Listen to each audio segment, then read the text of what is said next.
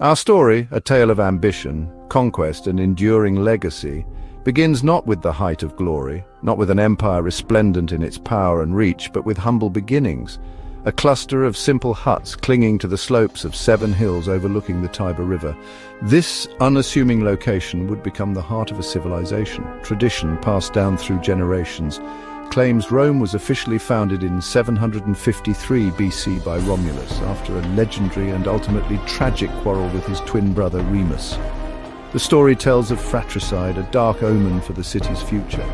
While undoubtedly myth, this foundational story reflects Rome's self-image, a people born for greatness, their character forged in the crucible of constant struggle and relentless ambition. The early Romans were not a single, unified people, but rather a mix of Latins and various other local tribes inhabiting the Italian peninsula, each with their own customs and traditions. They constantly fought for their very survival against more powerful and established neighbors, most notably the sophisticated and influential Etruscans to the north. For centuries, from their legendary founding until the late 6th century BC, Rome was ruled by kings. But the reign of the last king, the tyrannical Tarquin the Proud, became unbearable, leading to his violent overthrow in 509 BC. This revolution marked the definitive end of the Roman monarchy and heralded the birth of the Roman Republic, a revolutionary form of government where power was carefully shared amongst various officials and institutions, ensuring that no single man could rule as an absolute dictator.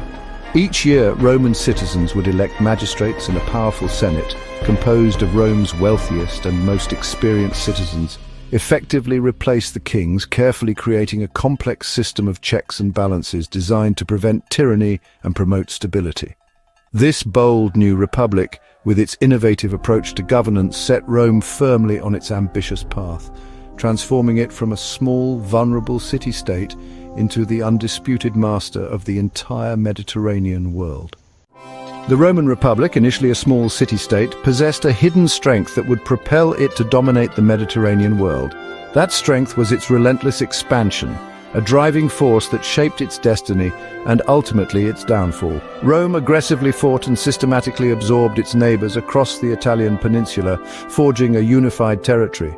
But Rome didn't just conquer, it cleverly turned former enemies into valuable allies and loyal soldiers, bolstering its military might. By 264 BC, Rome had achieved dominance over Italy, a testament to its military prowess and political acumen. This burgeoning power did not go unnoticed, drawing the wary attention of Carthage, a major maritime power. Carthage was its greatest rival, a formidable adversary that controlled vast trade networks and a powerful navy.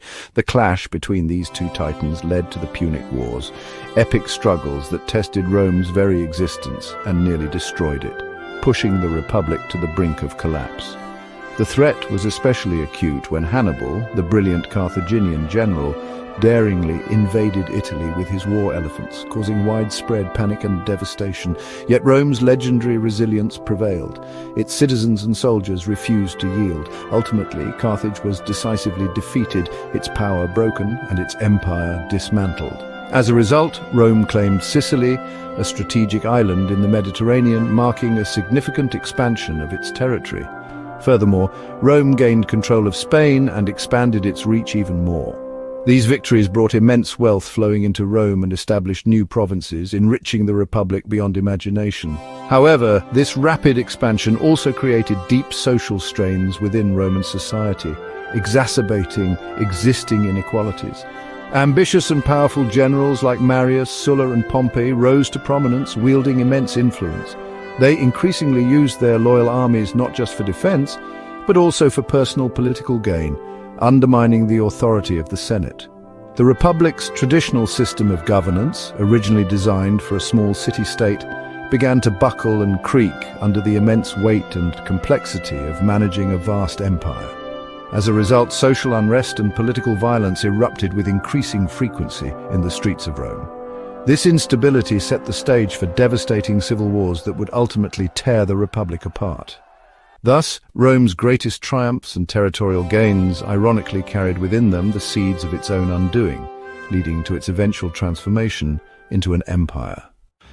In the annals of Roman history, few figures loom as large or cast as long a shadow as Julius Caesar. A brilliant general, a shrewd politician, and a captivating orator, Caesar was a man of unparalleled ambition and talent. Caesar's military campaigns, particularly his conquest of Gaul, not only expanded Rome's territory but also cemented his reputation as a military genius. He forged a deep bond with his legions, winning their unwavering loyalty through his courage, charisma, and generosity. This devotion, however, became a source of concern for the Roman Senate, who viewed Caesar's growing power with increasing alarm, threatening the Senate's authority. The simmering tensions finally boiled over, and civil war erupted, tearing the Republic apart. The point of no return came when Caesar crossed the Rubicon in 49 BC, defying the Senate's orders and marching his army on Rome. In the ensuing conflict, Caesar decisively toppling Pompey, his former ally and now bitter rival. With his enemies defeated, Caesar returned to Rome, seizing power and consolidating his control over the Republic. He was named dictator for life, a title that granted him unprecedented authority and effectively made him the sole ruler of Rome. Caesar's ambitious reforms and consolidation of power alarmed many senators, who feared he intended to establish a permanent monarchy. They believed that Caesar's actions threatened the very foundations of the Republic and feared monarchy's return. Their fears culminated in a bloody conspiracy. On the Ides of March 44 BC, Julius Caesar was assassinated in the Roman Senate, stabbed to death by a group of senators who sought to restore the Republic. However, their actions proved futile, as the assassination of Caesar did not lead to the restoration of the Republic. But the Republic could not be restored. Instead, Caesar's death plunged Rome into further chaos, as various factions vied for control. Among the key players in the power struggle was Mark Antony, Caesar's loyal lieutenant, and Octavian, Caesar's adopted son and designated heir. Both men were ambitious and determined to seize control of Rome. The stage was set for another round of civil war as Antony and Octavian battled for supremacy. In the end, Octavian emerged victorious, defeating Antony and Cleopatra at the Battle of Actium. He learned from Caesar's mistakes, understanding the dangers of appearing too autocratic. In 27 BC, he adopted the title of Augustus, carefully crafting an image of a benevolent leader. He became Rome's first emperor, ushering in a new era of imperial rule. Augustus was careful to cloak his absolute power in the trappings of republican tradition, maintaining the facade of a functioning republic. Augustus's reign marked the beginning of the Pax Romana, a period of unprecedented peace and prosperity throughout the Roman Empire. This golden age brought stability, economic growth, and cultural flourishing to Rome and its vast territories. The Roman Republic, with its ideals of citizen participation and senatorial rule, was effectively gone. In its place, the Roman Empire had begun a new chapter in Roman history marked by imperial power and centralized control. Ordinary Romans lived far from the grandeur of emperors. Most crowded into noisy, dangerous apartment blocks called insulae, starting their days with simple meals and hard work. The Forum was the city's heart, where business, politics, and gossip thrived. Public baths offered relaxation and socializing for all classes. Family life was ruled by the paterfamilias, while women of status could wield influence behind the scenes. Boys from wealthy families studied reading, writing, and rhetoric. Entertainment was everywhere. Chariot races at the Circus Maximus, gladiator games at the Colosseum. Bread and circuses kept the masses content and showcased Rome's power. The Roman army was the backbone of the empire, disciplined, innovative, and relentless. Legionaries built roads, forts, and camps, wielding the pilum and gladius with deadly skill. Rome's wars defined its borders, the Punic Wars, Caesar's conquest of Gaul, and brutal campaigns in the east. The defeat at Carrhae by Parthia revealed Rome's limits, while the conquest of Britannia tested its reach. Rebellions like Boudicca's in Britain showed the challenges of holding distant lands.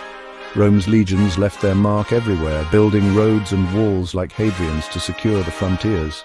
Each victory expanded the empire, but every conquest brought new challenges. The cost of constant warfare would eventually strain Rome to the breaking point. Rome's genius lay in engineering and organization. Concrete revolutionized construction, enabling grand structures like the Colosseum and Pantheon.